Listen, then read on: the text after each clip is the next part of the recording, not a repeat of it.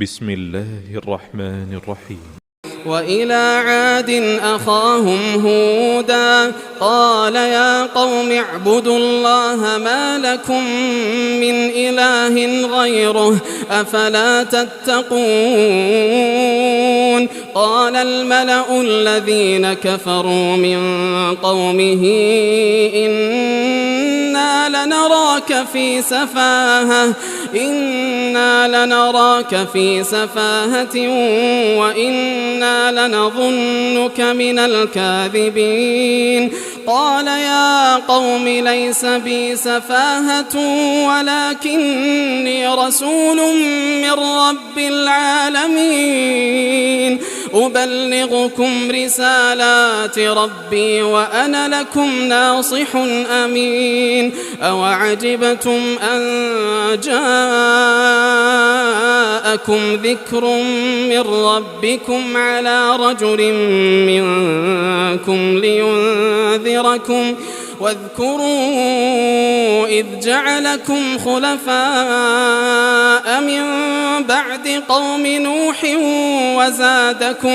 وزادكم في الخلق بسطة فاذكروا آلاء الله لعلكم تفلحون.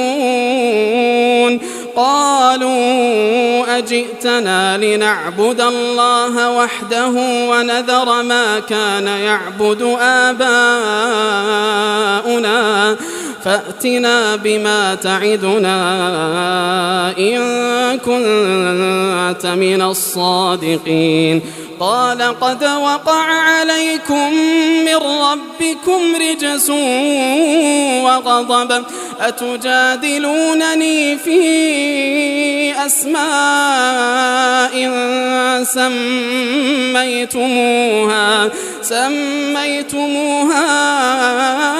أنتم وآباؤكم ما نزل الله بها من سلطان فانتظروا إني معكم من المنتظرين.